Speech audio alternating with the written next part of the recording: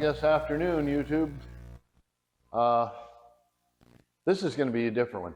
And this is one of those rare cases where nobody screwed up, just something got changed after the fact. And so now we're going to change the cabinets to fit what happened. This is a pretty cool kitchen, really. And there's an option here. You can have this as actually the base kitchen. And there's actually an option. You can extend that run all the way over to the wall as a buffet. You can get glass doors, nice big pantry. I don't know why I give house tours, but I do. And so here's actually part of the problem is that box right there. So what happened here, in the original spec, they were going to put a great big double oven in this space. And somewhere along the line after the fact, that oven became unavailable and people were given the option to do a single oven microwave or a different double oven, which I guess wasn't very elaborate. So these folks went with this single oven there and that microwave there and then that cooktop. So here's the problem. They cut this, and I've never done this, but we're going to try it. They cut this for the double oven at like 40, I don't remember, 42 inches of cut. And I did the math off camera. The new oven is 27.5 inches high with a 3-inch divider and then a 16 3/4 inch microwave for 47.25. So what we ended up with is a hole that is 42.5 inches, and we need 47, what did I say? 47.25. So we took it from the original point down here and brought it up 47.25. We put it right there with the flange and the microwave is going to hit these doors. So we're kind of stuck. What we have to do is pull the floor, cut this down at least an inch, inch and a half. And I'll have to do that math yet. But we're going to cut that down a little further, relocate the floor back down, and then we'll reset. We'll put a filler across here as our divider, a second floor in here, and that should be it. So mostly I'm just going to jump on this and get it done because I've got a whole bunch more work to do today, some filmable possibly. So the first step, I got to get this floor out of here. And the easiest way to do that is to figure out how it was put in.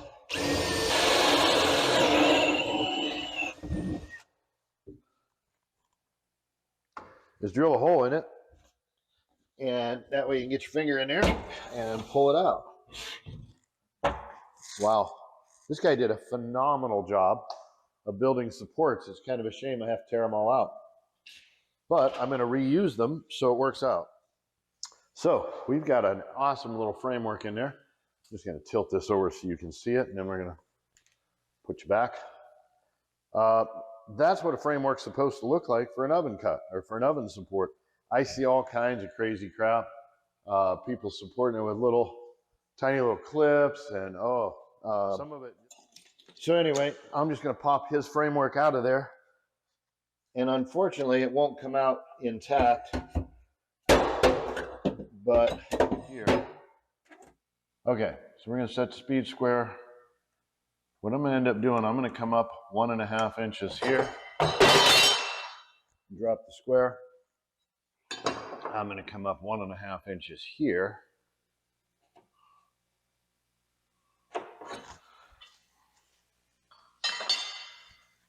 I'm going to cheat and use one of my fillers as a straight edge. It may or may not stay straight because there's a little warp to the cabinet. Right there we go. So we're going to cut that out of the top, and then I'm going to take the balance of the 47.25 out of the bottom. So we'll grab our handy dandy saw. We got some tape over the discharge to keep the sawdust from going too much everywhere.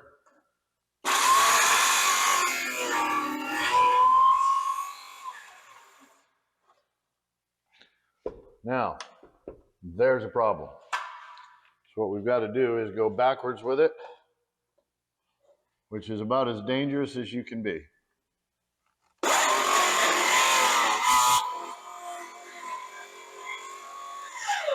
Feel the power.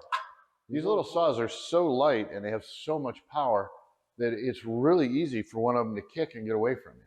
Well, if you've got a big, 120 volt, 110 volt, 100, whatever the hell they are, big skill saw that you plug into the wall, they're 10 pounds.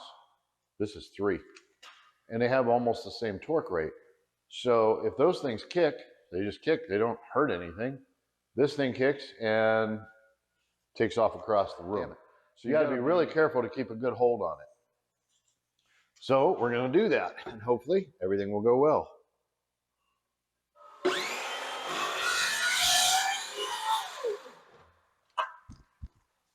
And yes, you did see it try to kick out on me.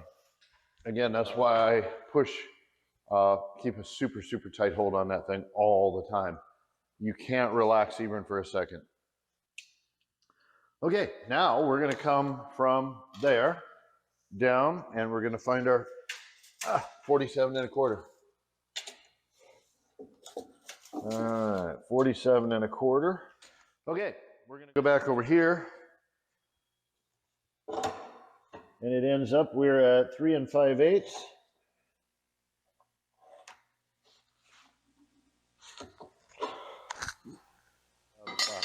There's no way I get my 4-foot level in here, so it just works out really well to use these fillers.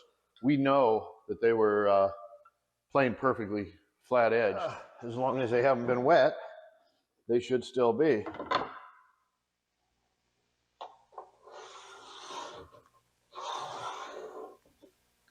Now this one's going to be a real tricky cut, because not only do I have to flip it and cut it upside down here, but I have to cut it right over top of the drawer, and yes, we are going to take that drawer out.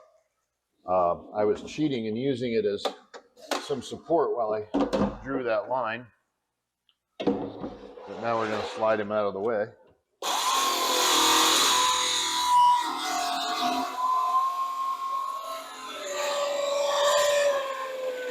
show you that it cuts.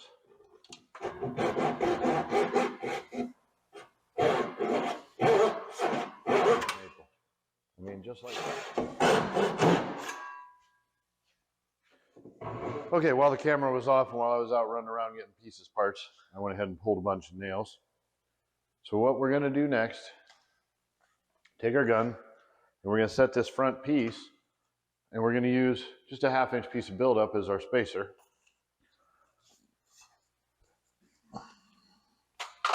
It's not a good Papa knee day.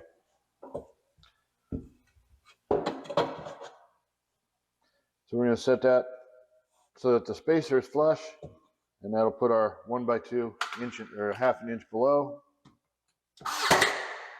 Do the same thing out on each end.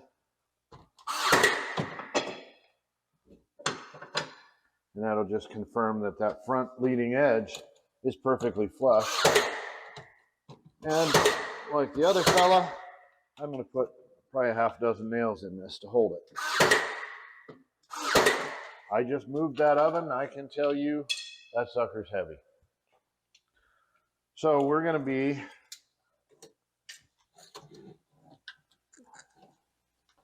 an 1.5 inches off of the floor. So 1.25 inches off of that rear support brace. So all these little guys do is they sit on that support brace in the very back and space it up for our rear support. I should reword that.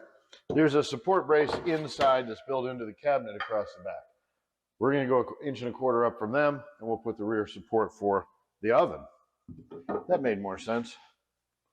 And all I'm going to do is set one on either side. Throw a single pin in those, just to hold them so they don't fall out like they just did. There's nothing back there to hold it, really. Set our rear support piece on there.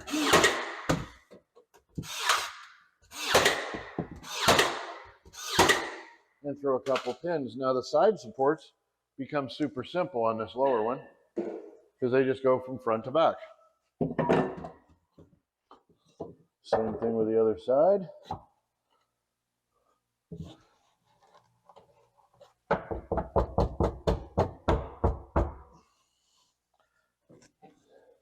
There's enough pin there that it's still trying to hold itself in place.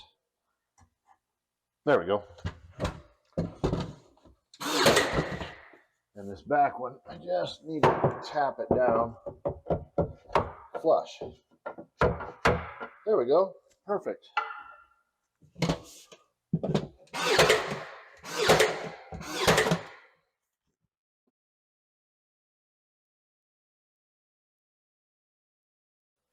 So then we're going to put just a couple pins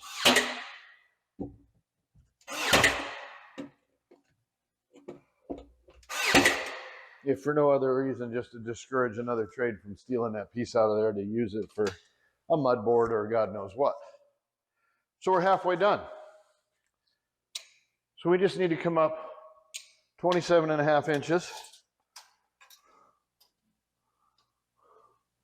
And we're just going to make a tiny little mark here. Same on this side.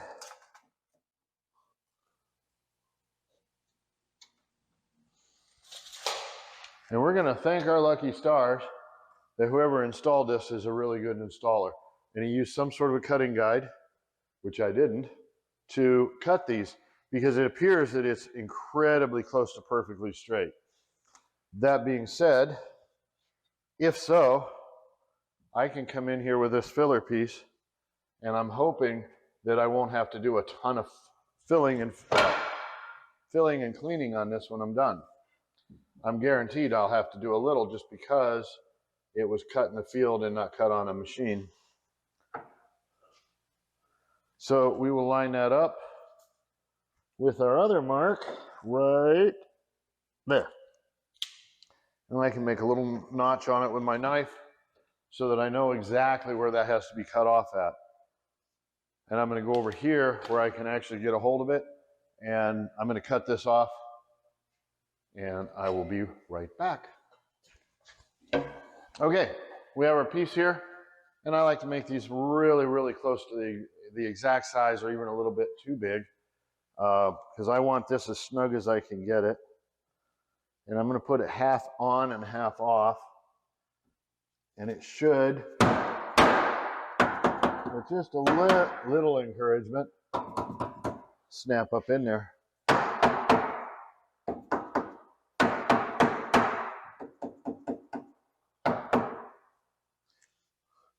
Now, unlike the first take, where I put it all together wrong, see, it's good to be the editor as well as the guy doing it.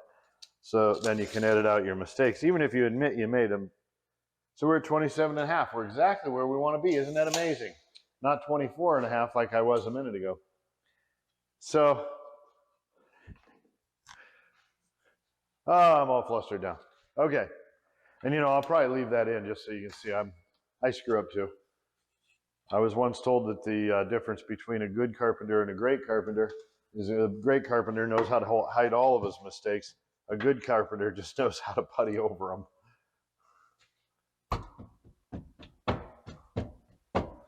Okay, so we're going to line that up again. We're going to throw a pin there. We're going to come over here and throw a pin on the other side. Now I've already confirmed that we're right where we want to be. So now I can come in and I can put a couple more pins on each end. And we'll set that just a tiny bit deeper. And we'll come right across here and we'll throw a few more in.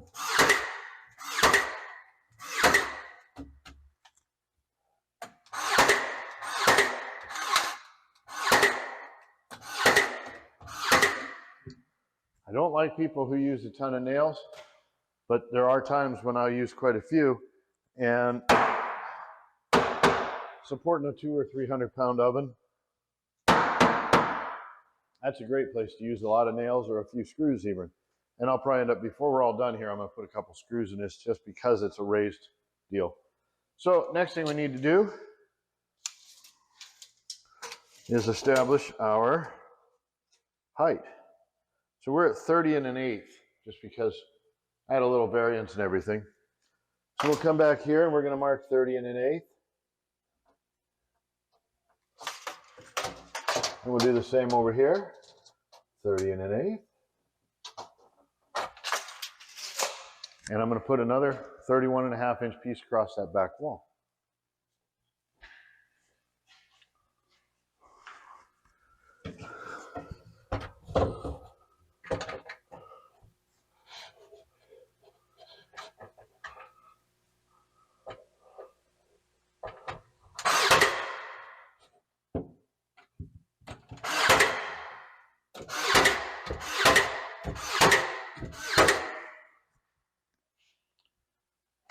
Now the back wall on these cabinets are essentially just paper. Okay, so because that back wall is just made out of paper, we're going to make some little support blocks here.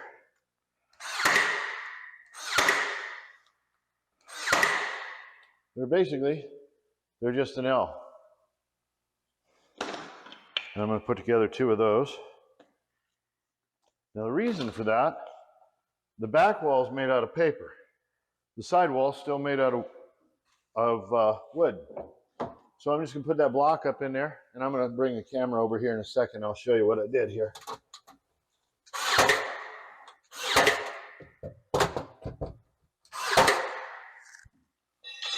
There we go. So I'll zoom this in, and you can see that all I did was took that L-shaped block, and I nailed it to that wall, and it's basically just setting against the back wall. I put a pin in it, but it's really not doing anything. Again, that's paper. But that side wall is good as solid wood. So I toe-nailed into it just to make sure it stays put, and I put several nails into the side wall. And we're going to do the same thing, and I'll let you stay and watch since you're right here. Now this one, we have to be a little more careful. We have an open side here. Let it adjust for that light. If I blow a nail through that, it ruins the whole side of that cabinet, and it creates a whole monstrous problem where you have to take this cabinet out, we have to put a skin in. We really don't want to do that.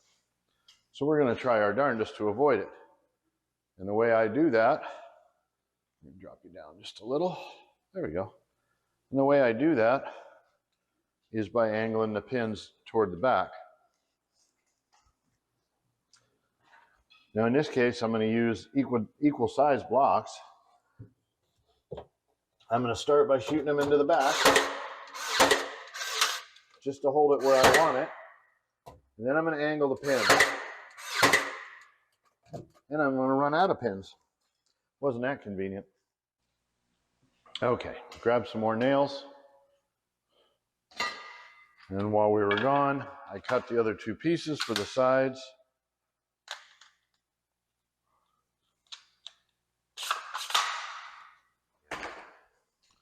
Okay. Ow, that hurt. Okay, so we got a new battery.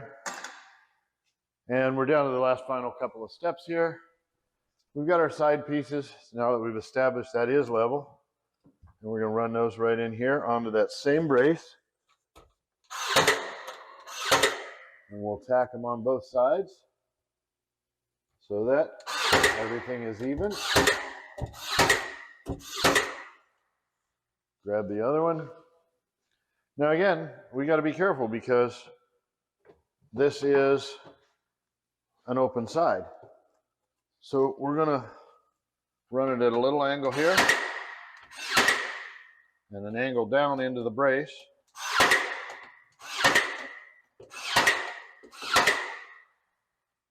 And then we're going to come up. I always look. Then we're going to come out here, run a few. And between them, we're only holding up a 50-pound microwave. I think we're fine. Last but not least, we just have to cut out a new floor. So I'm going to run back over there. I'll cut off the floor, and we're going to make it 31 by 23, I believe it is. Hell, I'll look just because of the day I'm having. Yeah, 22 and 5/8.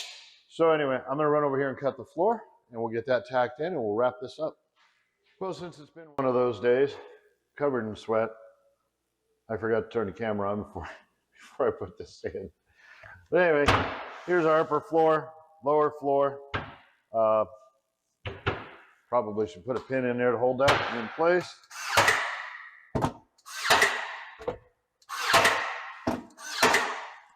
There we go.